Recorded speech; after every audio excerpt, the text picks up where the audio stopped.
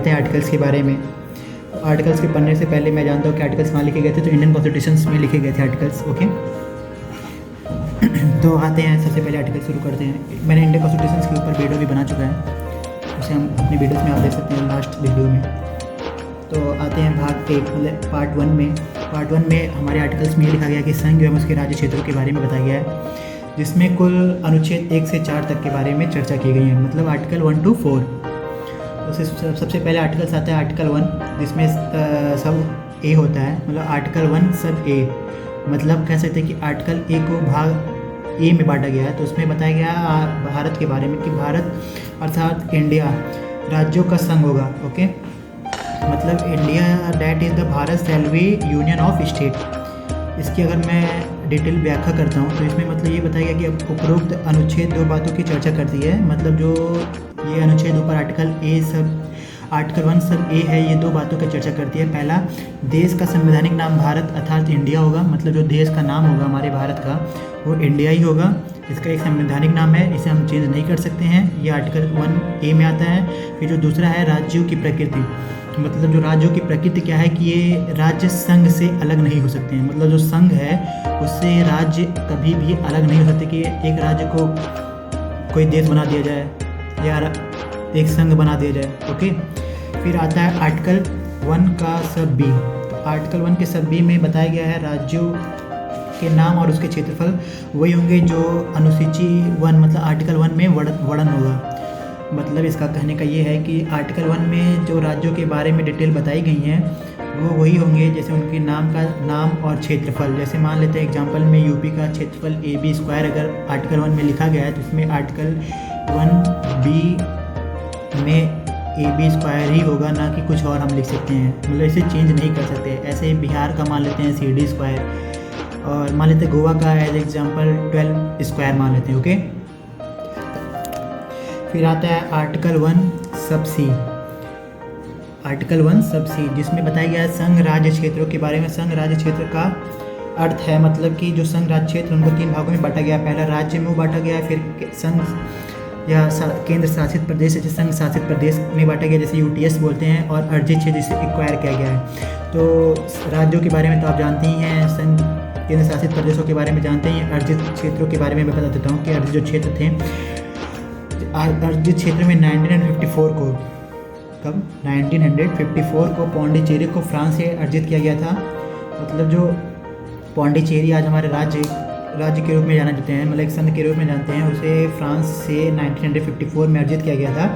फिर 1961 में गोवा को पुर्तगाल से अर्जित किया गया था। सबसे पहले पुर्तगाल, गोवा भी पुर्तगाल के अंदर में आता था, पुर्तगाल के देश में ही था, परंतु ये भारत की सीमा से मिलता था, इसलिए 1961 में इसे पुर्तगाल से हम अर्जित कर लिए, जिससे आज हम गोवा के नाम से जानते हैं। फिर 1975 में सिक्किम को चोंगल वन से अर्जित किया गया था।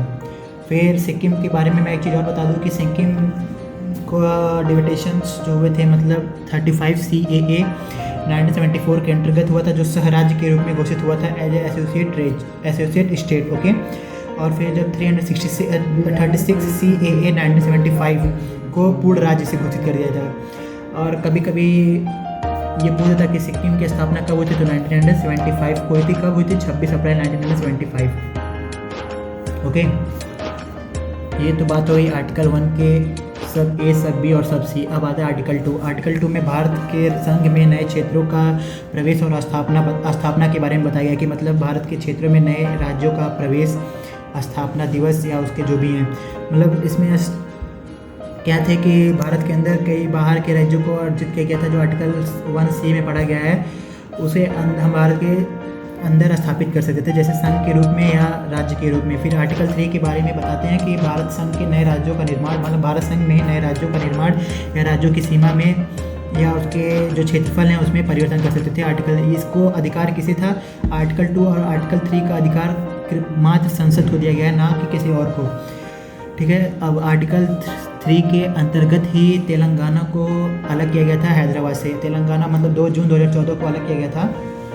ये आर्टिकल 3 के अंतर्गत ही किया था, ये भारत के अंदर होता है।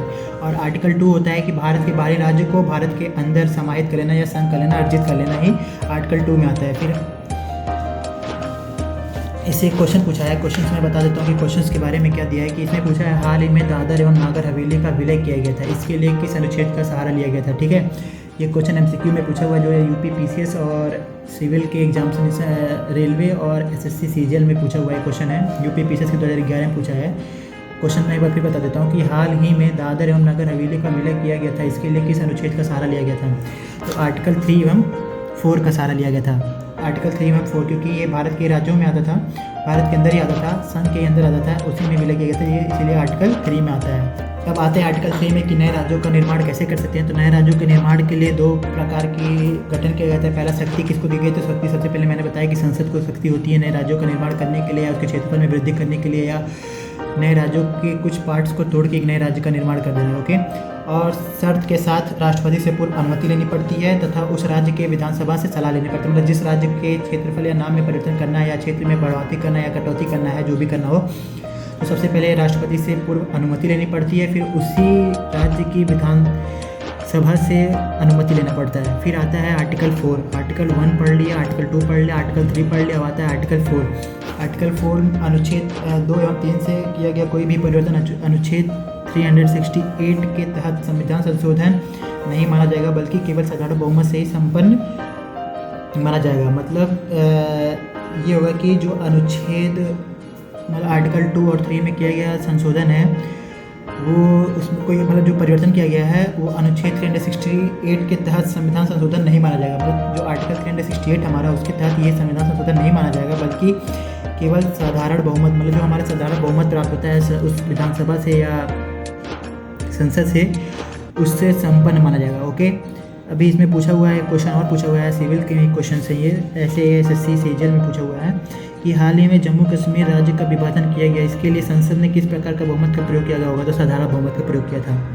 ठीक है, मतलब जो जम्मू कश्मीर राज्य का विभाजन किया गया, लेह लद्दाख को अलग कर दिया गया और जम्मू कश्मीर को अलग कर दिया गया, इसमें किससे बहुमत प्रयोग हुआ था। तो कैसा बहुमत प्रयोग हुआ था, तो ये साधारण बहुमत प्रयोग हुआ था।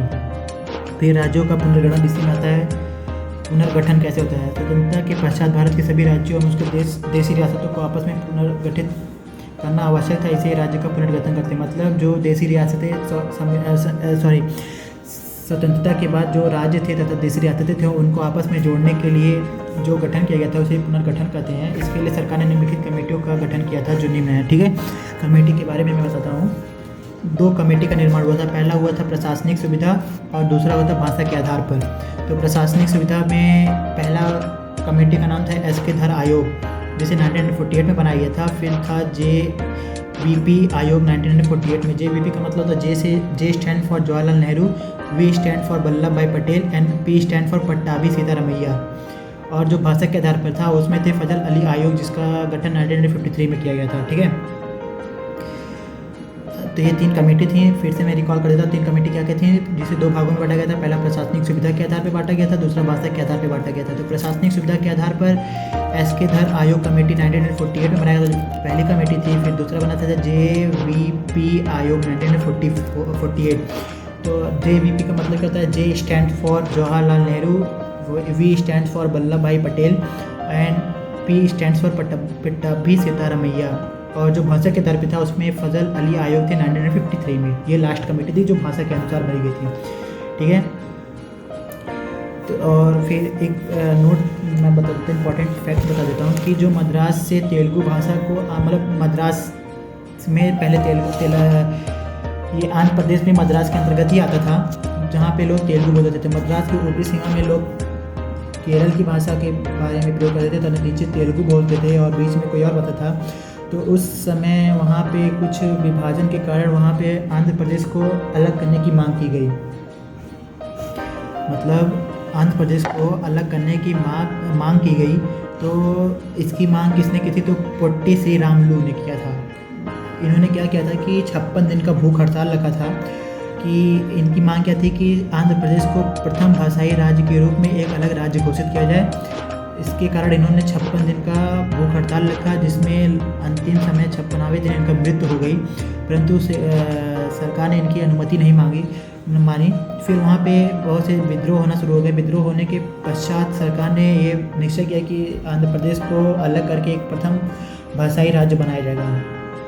तो इसे 1953 में अलग किया गया। तो कभी कभी क्वेश्चन पूछा था कि भारत का प्रथम भाषाई राज्य कौन सा था। तो पहला भाषाई राज्य आंध्र प्रदेश था, जो तेलुगु के रूप में जाना जाता था। ठीक है। और दूसरा इंपॉर्टेंट फैक्ट ये है कि 1956 में राज्यों का पुनर्गठन किया गया। पुनर्गठन के पश्चात भारत में 14 राज्य और 6 केंद्र शासित प्रदेश बने थे।